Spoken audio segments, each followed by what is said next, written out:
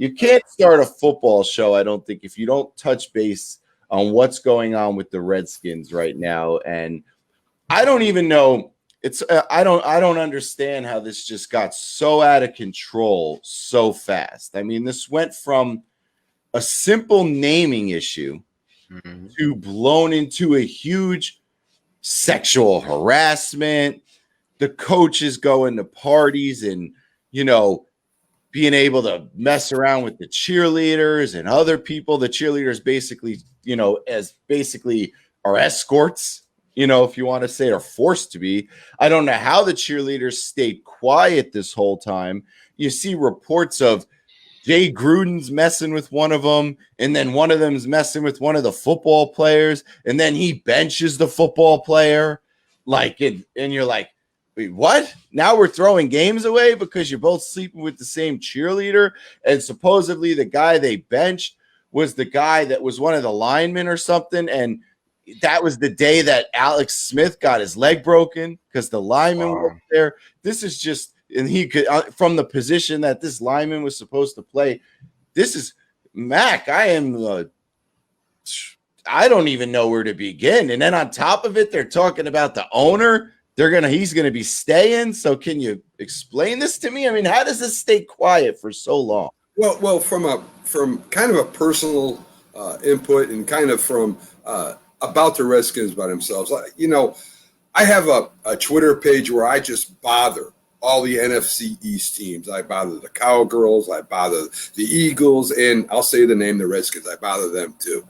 And about 2 days ago, I tweeted these hashtag groups that are the Redskins, the name change, the renaming of the Redskins homepage themselves. And I told them that this name change was going to be the least of their worries. And I got a bunch of comments back. I let them have their way. But from the people that I know now, Jim, some people behind the scenes at certain places because of what I do for the show, I heard there was going to be a huge bombshell that was going to be broke about the organization. I heard it 3 days ago, and I told them the least of your worries is whether you call them the Redskins or the Red Tails or whatever you want to call them. And they kind of got upset with me. And I'm going to tell you something about Daniel Snyder. Daniel Snyder is the worst owner in the league. He's all over that team. He meddles in the team constantly, and he can't run his organization. He calls down behind a coach's back, tells a player he's going to sit down without even telling the coach. He fires a Super Bowl champion coach, Joe Gibbs, even though he had a winning season. He has his new coach now out there like a spokesman. He can't even get in front of his own problems. He knew this was going on down at that organization. He's a poor man's Jerry Jones. I mean, at least Jerry Jones drafts people and signs people. This guy can't even get that together. I mean, this guy has his new coach, who was a great coach with the Carolina Panthers. Now he's coming on and has to talk about the organization's problem because this man is a coward. This man cannot even get out in front of his own team, in front of his own mess that he helped or let happen, and make a statement and say how bad this is and how terrible this thing is. And I'll tell you, I feel sorry for the Redskin fans. I go all the way back to Sonny Jurgensen, Billy Kilmer, all the way through from John Riggins and Joe Theismann, and this is the worst I've ever seen a team run by any owner. And it's a shame. It's just a shame. Matt, I mean, what do you think about all this? I mean, this is just some crazy stuff. Like, it seems like the Redskins were a fraternity over there. What I don't understand, and I can't seem to wrap my head around, is how did all of this with these girls stay quiet for this long? It's called a non-disclosure agreement, Jim. That's what it's called. That's why 14 out of 15 of the women that are in this report requested anonymity because of fear of litigation and retribution. If it's fear of litigation, it's only from an NDA, or the Washington Redskins, Daniel Snyder, and that director of player personnel, Larry Michael, I think, is the radio guy. Alex Santos, the director of pro personnel. Those two guys, they can sue for what is defamation or whatever it might be. If nothing comes to watch for this, we understand how hard it is for people in the workplace that experience sexual harassment and things like that to prove it. Essentially, it's a lot of he said, she said, and a lot of the time, corporations, employers are going to take the side of the person being accused and say, "Hey, we have no hard proof, we can't do anything," and mainly because of the way the justice system works. Now, with that being said, I believe that this is going to be the start of basically what they called that Me Too movement, essentially going into the NFL. Now, you're going to see this pop up on other franchises now. This is not just going to stay within the Washington global issue of the cheerleaders being used as basic. Yep, absolutely. You think that was only happening in Washington, bro? I was kind of hoping, yeah. Yeah, that was I would like to think it's not going on everywhere else. Yep, but unfortunately, it likely is. This is a culture thing. This is a culture thing, and usually when you see it happening in one place in an organization, it's happening in multiple places. I hope it's just Washington. I hope it's just Washington, and I hope that it gets resolved with everyone needing the results to be happy and satisfied with justice being served.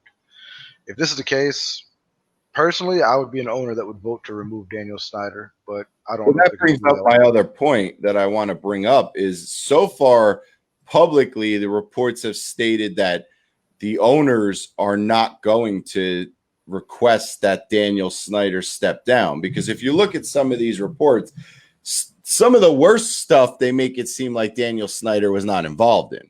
So, it depends who you want to believe or where you want to go with on this one. But I have a big problem with, the owner of the team not knowing what's going on. So, and again, I'll start with you, Mac. I mean, how is it that he could survive something like this? This is worse than the Wilpons and this leads to Maddie's point, Ice's point about maybe it's happening in other places.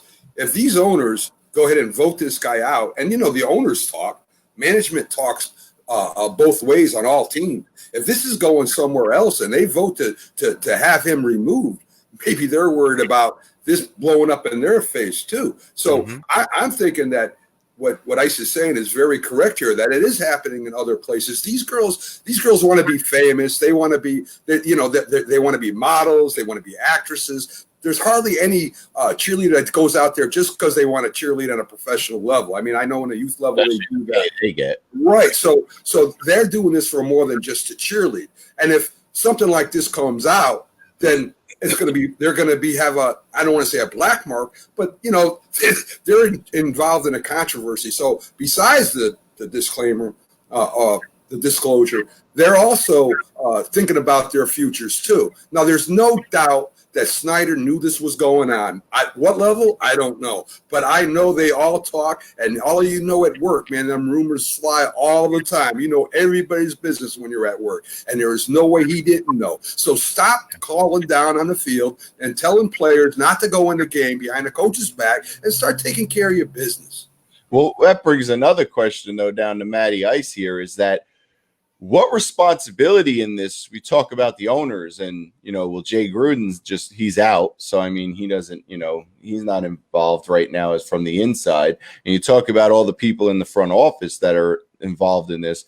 What about the players' responsibility? Because players were also, it was also insinuated that players were sleeping with these girls, and they're not idiots. If these girls are being thrown to them to have fun with, they got to know deep down that's not right either. So what responsibility do some of the players have to take on this too? Is they're taking advantage of young women that, are not wanting to do that. So, I mean, where does the responsibility for everybody involved? You know what I mean? To where it even gets to a point that the coach wants to sit somebody because they're messing with the same girl.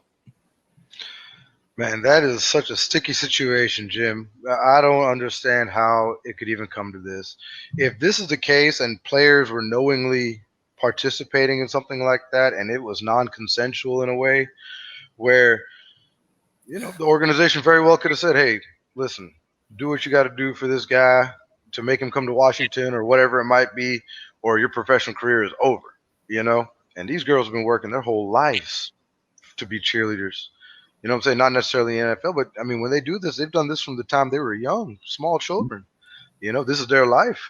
And so when this is compromised by someone in a position of power, a lot of the times they feel like they have no choice. So the fact of the matter is, if players were responsible and it's proven that they were involved, there should be action taken against the players. If ownership was involved, there should be action taken against ownership.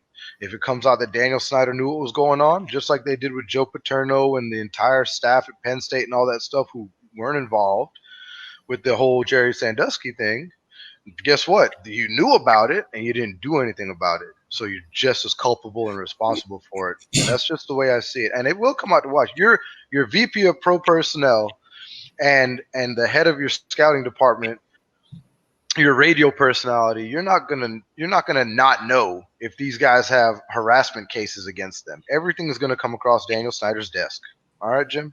Yeah. Well, and the other problem you got here too is that a lot more is still going to come out on this, because it's almost like the story broke and then you thought this was going to consume the news for the next few weeks, and then it halted like after 24 hours because Daniel Snyder just got multiple lawyers involved and just started contacting people. You have this, you have this, you have this NDA, shut up right now, blah, blah, blah, blah, blah. And it went from something that you thought you were going to see multiple articles day after day, because you know how these stories in sports will drag on and drag on. It just stopped because now it's all in the lawyer's hands. And it just goes to show you NDAs don't mean crap. Listen, if you make someone sign an NDA and that NDA has you keeping quiet a crime, it's coming out eventually.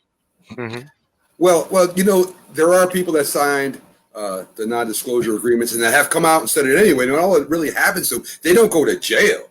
I mean, they may get fined. They may have to pay something. So I think even if the women did sign this, they should come out, say what happened, and deal with whatever consequences there are. And I don't really think, Jim, there's going to be a lot of consequences. Well, look, the NDA, Smack, that the NDAs were never made for stuff like this. An NDA was made for that. Somebody like you, for example, you sign an NDA with the Big Guy Sports Network, and then you go to work for Jill and Bob's Sports Network. You can't speak about how we do our business or run our finances or how we prepare for the show or get our guests. That's what an NDA was for. An NDA was not created so that people could go commit crimes or commit sexual assaults, and you can't speak about that. That's we're all saying that these girls were forced into this. Let's wait till all the stories come out too. I mean, there might have been some girls that weren't forced into it. You know what I'm saying? They might have.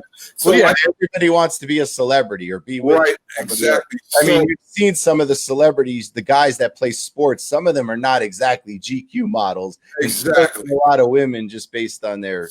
So again, I don't, and I'm not saying that these things aren't true and that these things should be followed and prosecuted if it happened. I'm just saying we got to get a lot more information. And to me, again, Snyder is a coward. He should be out there in front of this, saying what happened, what he knew, and what he's going to do to stop this from happening again. I don't care about his lawyers calling anybody up. He's got to go out there and represent the Washington Redskins and make a comment and a serious plan of how this is going to change. That's what he's got to do. Yeah, and he lawyered up, so that's kind of stuck where that is right now. And there's still a lot more that's going to come out at this, and we just don't know when it's going to come out. Because if you're the Redskins owner right now, the thing you want to see happen the most is you're just like, football season can't get here quick enough, so they could stop talking about him. Yeah. So then they can start talking about why they're losing because of him.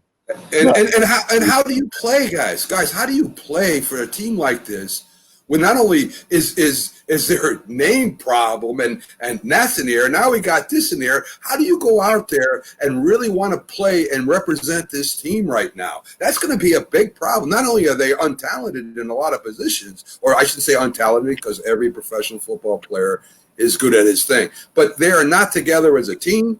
They're not together as a unit going out there to fight. And now you got to deal with this. I mean, would any of you want to play for an organization like this? No, I mean, you want to play for an organization that's run the right way and the one that wins.